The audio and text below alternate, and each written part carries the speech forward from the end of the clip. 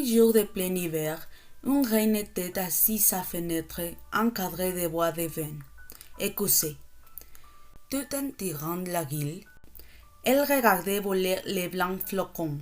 Elle se piqua au doigt et 3 gouttes de sang tomberont sur la neige. Ce rouge sur le blanc faisait si bel effet qu'elle se dit: si seulement j'avais un enfant aussi blanc que la neige, aussi rouge que le sang, aussi noir que les bois de ma fenêtre. Peu de temps après, une fille lui naquit.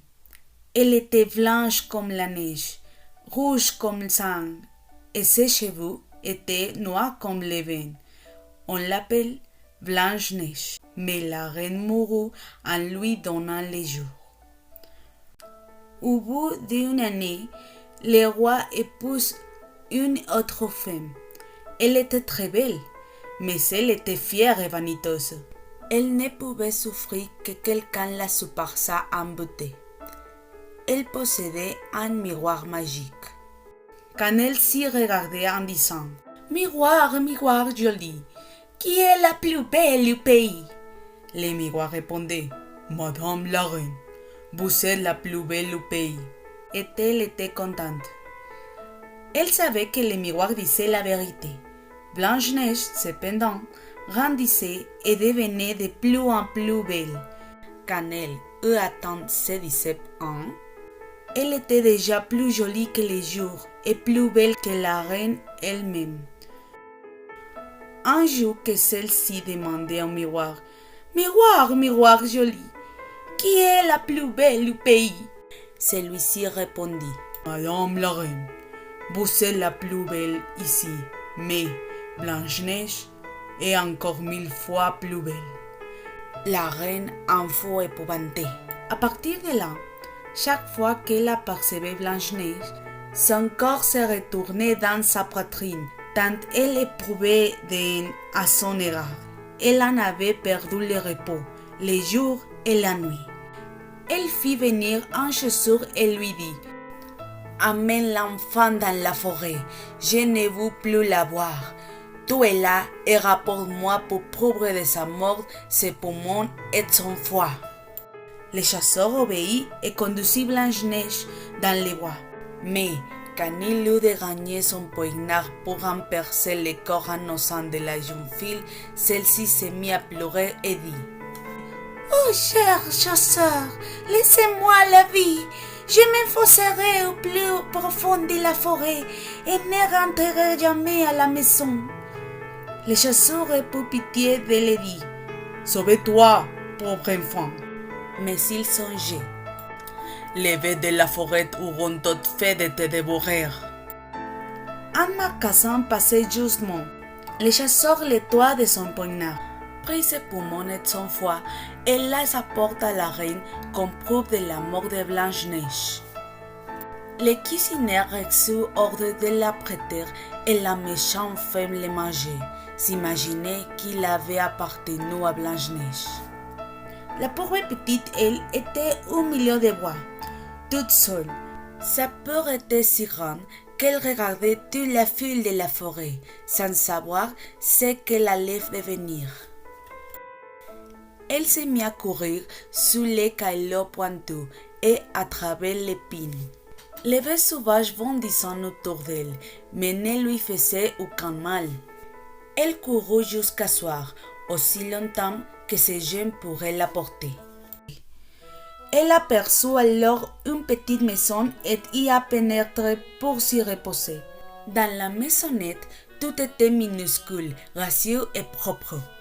On y voyait une petite table couverte d'une nappe blanche, avec ses petites assiettes et ses petites cuillères, ses petits fourchettes et ses petits couteaux, et aussi ses petits gobelets. Contre le mur, il y avait ces petits lits alignés les uns à côté des autres et recouverts de draps tout blancs. Blanche-Neige avait si faim et si soif qu'elle prit dans chaque assiette un peu de légumes et de pain et but une goutte de vin dans chaque gobelet, car elle ne voulait pas manger la portion tout entière de l'un des convives. Fatiguée, Elle voulut ensuite se coucher. Mais aucun des lits ne lui convenait. L'un était trop long, l'autre trop court, elle essayait tout. Le septième enfant fut à sa taille. Elle s'y allongeait, se confia à Dieu et s'endormit. Quand la nuit fut complètement tombée, le propriétaire de la maisonnette arrivait. C'était Sebnan qui, dans la montagne, travaillait à la mine. Ils allumèrent leurs ces petites lampes, et quand la lumière illumina la pièce, ils virent que quelqu'un y était venu. Car rien n'était plus tel qu'il l'avait laissé.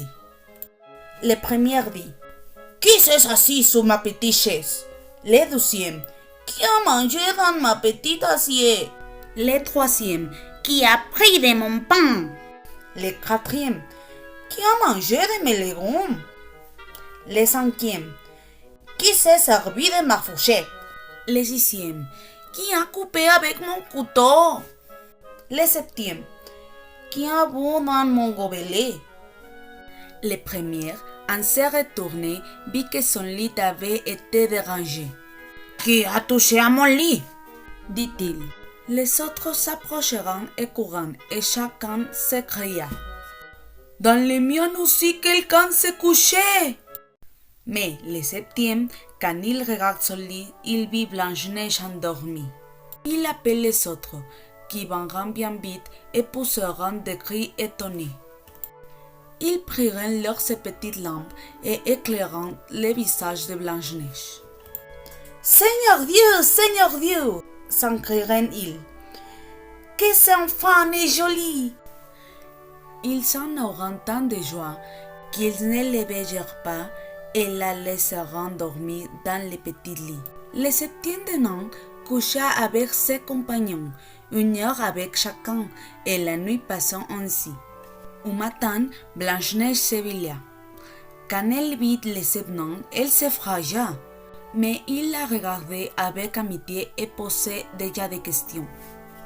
Comment t'appelles-tu? Je m'appelle Blanche-Neige, répondit-elle. Comment es-tu venue jusqu'à nous? Elle leur raconte que sa belle-mère avait voulu la faire tuer, mais que les chasseurs lui avaient laissé la vie sauve et qu'elle avait ensuite couru tous les jours jusqu'à ce qu'elle trouvât ses petites maisons. Les nains lui dirent: Si tu veux t'occuper de notre ménage, faire à manger, faire les lits, laver, coudre et tricoter, si tu tiens tout en ordre et en propreté, tu pourras rester avec nous et tu ne manqueras de rien. D'accord, de tout mon cœur, dit Blanche-Neige, et elle resta auprès d'eux. Elle s'occupe de la maison. Le matin, les nains partaient pour la montagne où ils arrachaient les fers et l'or. Le soir, ils se revenaient et il fallait que leur repas fût prêt. Toute la journée, la jeune fille restait seule. Les bons petits nains l'avaient mise en garde. Méfie-toi de ta belle-mère. Elle saura bientôt que tu es ici, ne laissez entrer personne. La reine, cependant, après avoir mangé les poumons et les foies de Blanche-Neige, s'imaginait qu'elle était redevenue la plus belle de toutes. Elle se mit devant son miroir et demanda: Miroir, miroir joli, qui est la plus belle du pays? Le miroir répondit: Madame la reine, vous êtes la plus belle ici, mais par-delà des montagnes d'arène, auprès des gentils petits nains, Blanche-Neige est 1000 fois plus belle. La reine en fut bouleversée. Elle savait que le miroir ne pouvait mentir. Elle comprit que les chasseurs l'avaient trompée et que Blanche-Neige était toujours en vie. Elle se creusait la tête pour trouver un nouveau moyen de la tuer. Car aussi longtemps qu'elle ne serait pas la plus belle du pays, elle savait que la jalousie ne lui laisserait aucun repos. Ayant finalement découvert un stratagème, elle s'effarda le visage et s'habilla comme un vil marchand ambulant. Elle était méconnaissable. Ainsi de guise, elle franchit les 7 montagnes derrière lesquelles vivront les 7 nains. Elle frappa la porte et dit « J'ai du veau à vendre, à vendre !» Blanche-Neige regarde par la fenêtre et dit « Bonjour, chère madame, qu'avez-vous à vendre ?»« de la bonne marchandise, répondit-elle, des corselets de toutes les couleurs. Elle lui en montre un tresse de soie multicolores. Je peux bien laisser entrer cette honnête femme, se dit Blanche-Neige. Elle déverrouilla la porte et acheta les jolis corselets. Enfin, dit la vieille, comme tu t'y prends, bien, je vais te l'ajuster comme il faut. Blanche-Neige était sans méfiance. Elle se laissait passer les nouveaux corselets, mais la vieille serra rapidement et si forte que la jeune fille perdit le souffle et tomba comme morte. Et maintenant, tu as fini d'être la plus belle, dit la vieille et s'enfuant. Le soir, peu de temps après, les 7 nains rentraient à la maison. Quel effroi fut le leur lorsqu'ils virent leur chère Blanche-Neige étendue sur le sol, immobile et sans vie. Ils la soulèveront et virent que son corselet la serrait trop. Ils s'en coupèrent les cordonnets. La jeune fille commença à respirer doucement et peu à peu elle revint à elle. Quand les nains apprirent ce qui s'était passé, ils dirent « La ville marchande n'était autre que ce mécréant de reine. Gardez-toi de laisser entrer quelqu'un quand nous ne sommes pas là. » La méchante femme, elle, de son retour au château, s'était placée devant son miroir et avait demandé « Miroir, miroir joli, qui est la plus belle du pays ?» Une nouvelle fois, le miroir avait répondu « Madame la reine, vous êtes la plus belle ici, mais par-delà des monts d'arène, auprès des gentils petits nains, Blanche-Neige est 1000 fois plus belle. » Quand la reine entendit ces mots, elle en fut si bouleversée qu'elle sentit son corps étouffer. Elle comprit que Blanche-Neige avait recouvré la vie. « Eh bien, dit-elle, je vous trouvais quelques moyens qui te feraient disparaître à tout jamais. » Par un tour de sorcellerie qu'elle connaissait, elle empoisonna un peigne. Elle se déguisa à nouveau et prit l'aspect d'une autre belle femme. Elle franchit ainsi les 7 montagnes en direction de la maison de 7 nains. Frappa la porte et cria « Bon marchandise à vendre !» Blanche-Neige regarde par la fenêtre et dit « Passez votre chemin, je n'ai le droit d'ouvrir à quiconque. »« Mais tu peux bien regarder, » dit la vieille et lui montrant les peignes empoisonnés. « Je vais te peigner joliment. » La pauvre Blanche-Neige ne se doute de rien et laissait faire la ville. À peine le peigne où il touchait les cheveux, que le poisson agit et que la jeune fille tomba sans connaissance. « Et voilà !» dit la méchante femme. « Ça ne fait de toi prodige de beauté !» Et elle s'en alla. Par bonheur, le soir arriva vite et les 7 nains rentraient à la maison. Quand elles virent Blanche-Neige étendue comme morte sur le sol, ils songèrent aussitôt à la marâtre. Chercheront et trouveront à peine empoisonné. Dès qu'ils l'auront retiré de ses cheveux, Blanche-Neige revint à elle et elle leur raconta ce qui s'était passé. Ils lui demanderont une fois de plus d'être sous ses gardes et de n'ouvrir à personne. Rentrée chez elle, la reine s'était placée devant son miroir et avait demandé « Miroir, miroir joli, qui est la plus belle du pays ?» Comme la fois précédente, le miroir répondit « Madame la reine, vous êtes la plus belle ici, mais par-delà les monts de reine, auprès des gentils petits nains, Blanche-Neige est 1000 fois plus belle. » Quand la reine entendit cela, elle se mit à trembler de colère. « Il faut que Blanche-Neige meure !» s'écria-t-elle. « Tout ce j'ai en péril moi-même !» Elle se rendit dans une chambre sombre et isolée où personne n'allait jamais et y prépare une pomme empoisonnée. Extérieurement, elle semblait belle, blanche et rouge, si bien qu'elle faisait envie à quiconque la voyait. Mais il suffisait d'en manger un tout petit morceau pour mourir. Quand tout fut prêt, la reine se fardait le visage et se déguise en paysan. Ainsi transformée, elle franchit les 7 montagnes pour aller chez les 7 nains. Elle frappa la porte. Blanche se pencha à la fenêtre et dit « Je n'ai le droit de laisser entrer quiconque ici. Les 7 nains me l'ont interdit. »« D'accord, » répondit la paysanne. « J'arrivais bien à vendre mes pommes ailleurs, mais je vais t'offrir une. »« Non, » dit Blanche-Neige. « Je n'ai pas le droit d'accepter quoi de ce soit. »« Auras-tu peur d'être empoisonné ?» demande la vieille. « Regarde, j'ai partagé la pomme en 2. Tu mangeras la moitié qui est rouge, moi, ce qui est blanche. » La pomme avait été traitée avec tant d'art que seule la moitié rouge était empoisonnée.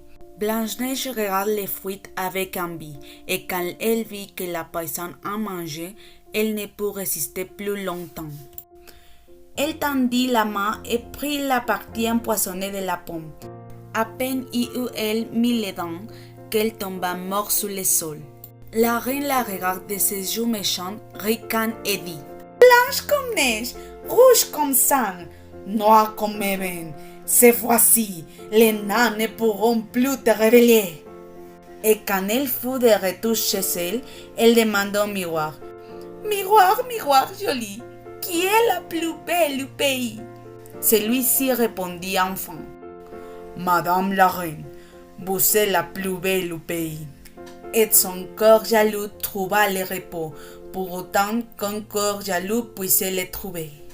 Quand, au soir, les petits nains arrivaient chez eux, ils tomberaient Blanche-Neige étendue sur le sol, sans souffle.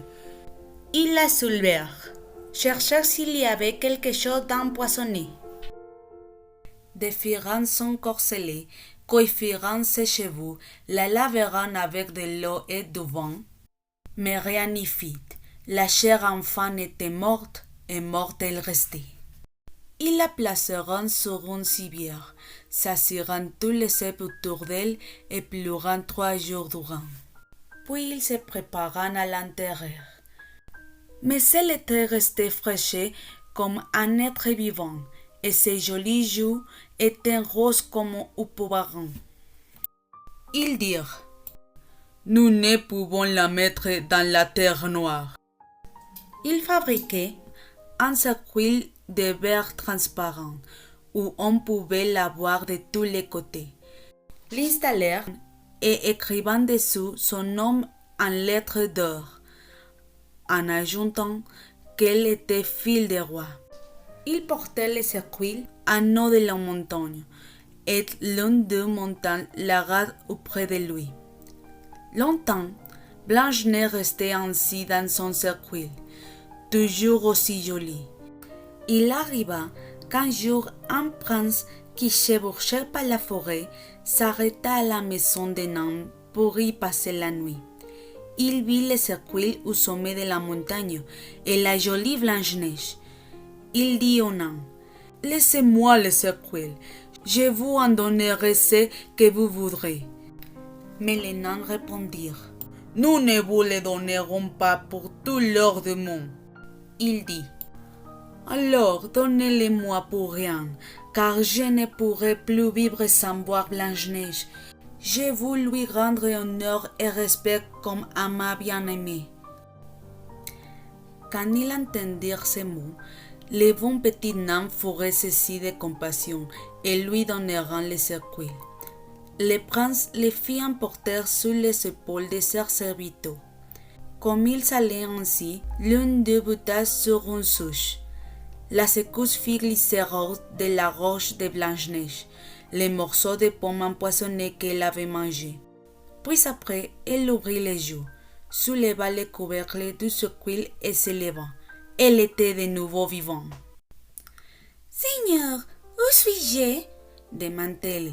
« Auprès de moi » répondit le prince, plein d'allégresse. Il lui raconta ce qui s'était passé, ajoutant « Je t'aime plus que tout au monde, viens avec moi tu deviendras ma femme. Blanche-Neige accepte. Elle l'accompagne et leurs noces feront célébrer avec magnificence et splendeur. La méchante reine avait également été invitée au mariage. Après avoir revendu ses plus beaux acteurs, elle prit place devant le miroir et demanda « Miroir, miroir joli, qui est la plus belle du pays ?»